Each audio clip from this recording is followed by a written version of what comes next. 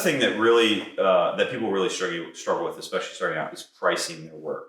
And I'm not going to proclaim any sort of authority on that by any stretch of the imagination, because there's still plenty of jobs that I underprice, and there's jobs that I might overprice. But I will say a couple things. One is, think through, when you're a hobbyist, it is very difficult to establish a good production flow inside your shop.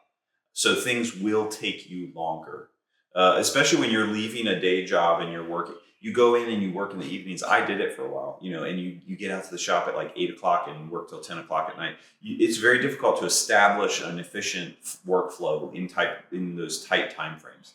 So things will take you longer. And that's not something that you can justifiably charge to a customer. So you have to keep that in mind, right? If a piece should take 20 hours and it takes you 35, it's difficult to justify charging a customer for that extra 15 hours simply because you're not set up and equipped for it.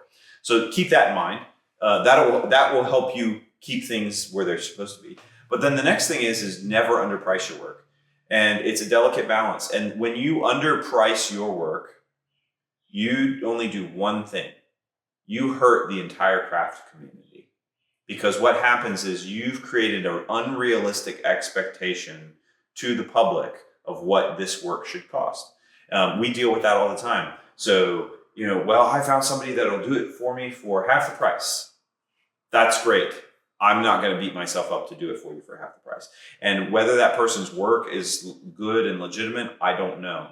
But when you underprice your work, you create an unrealistic expectation of what things should cost. And it's another way you could look at it is deferred cost. So deferred cost is something that the cost is deferred for later down the road. So an example of that is, let's say a manufacturing company moves in a poor, unsuspecting country in West Africa, and they start harvesting a resource to make nitrile gloves, right? And they're harvesting that resource at a price point that is less than what it takes to replace that natural resource. So these gloves are unsustainably cheap. Well, when that country's resource is exhausted, that manufacturing company moves on, and the cheap price of those gloves had a deferred cost that now is costing that country because they don't have a natural resource anymore. The same thing happens in the craft community. I'm, as a hobbyist, making these little side tables, and I underprice them, underprice my time, etc. And the excuses that I hear are like, well, I just do it for fun. Okay, well, now you've created an unrealistic expectation to the public, and you've deferred that cost off because the public buys that piece, and now it's going to cost somebody something down the road, right? Don't underprice your work. Don't do somebody else an injustice by underpricing your work. As far as material cost, how do you calculate something? That's a tough one. There's a couple different ways you can do it. You can do time and material type of estimates. You can also do ratio estimates. So if you've priced enough work over time, you can create sort of a formula to say, my retail price is a certain percentage of the labor cost or a certain percentage of the material cost. Those are things that you can look up in business studies of how to do. I don't really have any direct tactile advice. Everybody has to find what their market can bear. But I can also say that don't hesitate to charge more. If you think about this, if you're booked out 6 months on furniture jobs and you start charging more, and now you're only booked out 4 months, you're doing less work for the same amount of money. So most woodworkers underprice their work. And just remember that most people have an internal anxiety about the value of what they're giving people, that they're like, oh, I feel bad charging them. So don't think with your own wallet. And that's something to remember. And then also, don't ever feel pressured to price somebody something according to their wallet. If it's not advantageous for you to take on the job, don't take on the job. A recent client of mine asked me to make something very small and insignificant that they could really go to a store and buy for very reasonable, let's say $20. But for me, I had 3-4 hours in the shop to set up, to make it, to use the material, yada, yada, yada. I can't undercharge my time to make that seemingly insignificant item that they could go purchase somewhere else. But if they truly want me to make it, they're going to have to pay what they might buy for $20, it might be $180, right? And I should not bend to any pressure from them to meet a low expectation cost that's something that's mass produced. So don't do it. Don't think, well, they could buy a picture frame from the store for $60, so it should be $60. No, if it takes you 5 hours to make it, and you're being efficient with your time in making it, then you need to be able to charge them that. Just have those clear conversations up front. Another thing that I could talk about is when you're selling your work, most people don't fully understand what they want from the get-go. And so make sure that you're deep dive discovering what somebody wants in a piece. Something that's not original to me that I took away from my past work experiences: what are someone's needs, dreams, wants, and budget? Those 4 things: needs, dreams, wants, and their budget. Draw a little Venn diagram, little overlapping circles, and then have a conversation about each one of those things. What do they need? They need a dining room table. What do they want? They want a table that's dark in color, right? What are their dreams? They dream about having black walnut dining room table. They may dream about a certain style of dining room table. And what's their budget, right? Well, and make them give you a number. Everyone has an expectation in their head, right? And if they say, I don't have a budget, say, okay, well, do you want a $50,000 dining room table, or do you want a $500 dining room table, right? And then they'll be like, somewhere in the middle. Okay, do you want a $5,000 table or a $15,000 table? Well, more towards the $5,000 table. Okay, they put a number out there. Write that down, okay? Get them committed into a number. And then also remember that if you meet their needs, their dreams, and their wants, most people will raise their budget, okay? Everybody's going to give you a low budget number. If they're going to verbalize a budget number, they're probably saying less than what they'll actually spend. So don't feel intimidated by that.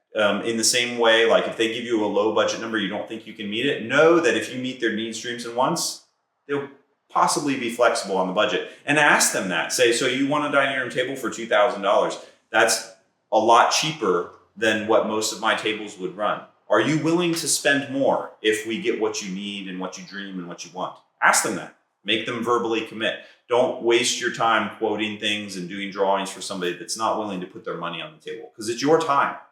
And then what you can do is you can have those conversations. What's your needs? What's your dreams? What's your wants? Oh, your budget's only $1,000. Well, we go back to dreams and we start chipping things off. So it's not black walnut anymore. Maybe it's stained white oak. You go back to your wants. Well, maybe it's not an extension table anymore. And then you get back to your needs. You never compromise needs, but you got to make those align with the budget. And as long as the customer is knowing that you're taking into consideration all of those pieces and you're clear and upfront about your costs, most times you'll find somewhere in a compromise where you're getting adequately paid, they're getting the value that they need, and you're meeting their budget. You'll always lose customers. You'll always have people that are tire kickers and that bullshit you. Never rush to get somebody a price. Never feel pressured to give them a price based off of other quotes that they've gotten. That's a misnomer in our culture, that everything is price related, and it's not. If you think about quality, I would say that there's different levels of quality. There's quality in design. How well is this thing designed, right? How much time and effort is put into design? There's materials. What are the materials being used to execute this design, in the sense of the quality of materials? I see lots of farmhouse tables built out of 2x6 spruce lumber from the box store, right? Then you've got quality in the sense of the craftsmanship that goes into the piece. Then you've got quality in the sense of how well cared for, how well served the customer is. So it's really 3 or 4 different layers of quality. So never feel like you need to provide some sort of comprehensive price compared to somebody else's work. You don't fully understand the scope of somebody else's work. It's not like you're buying an extra large cotton t-shirt here and an extra large cotton t-shirt there. It's not the same. What you do is going to be different. So take the time to discover. An extra 15 to 20 minutes on the phone asking good questions could save you hours of headache of quoting somebody something that they don't have the money to spend. The other piece of advice that I can give when it comes to selling your work is never make anything for anyone without a deposit. I don't care if it's your grandmother. Take a deposit. And it says nothing about the other person. It says everything about you and how confident you are in doing your work. It is a commitment. If somebody's not willing to put money on the table, then they're not serious. And it's not saying, oh, well, I'm insinuating their character is poor. No, it's not. It's saying that they are committing. They could get hit by a car. They could get sick. They could disappear. Anything could happen. And you're saying, you're committing to me building this piece, take a deposit. If your deposit's not at least 50%, you're not taking a big enough deposit. You've got materials to purchase, you should not be footing that bill. If you've settled on a design, you've agreed on a price, you take a deposit. Then you as a maker need to follow up with timeline, with quality, with service, and you won't have any trouble finding new customers and having satisfied customers. But I don't care if the project is $35. I would go so far to say is if the job is less than $150, they should be paying in full upfront. If it's a large project, a $25,000, $30,000 project, you may break it into thirds as far as deposits, but at least a 50% deposit on anything less than $10,000. When it comes to marketing and sales, always ask for reviews. Facebook reviews are meaningless. Instagram shoutouts are meaningless. The most valuable review for you as a maker is going to be a Google review. Make sure you have a Google profile on Google My Business. Get a Google review and get a verbal referral. And when I say that, when you build a piece and you deliver it and the customer is happy, you tell them right away, I would love for you to leave me a Google review, and you give them a link.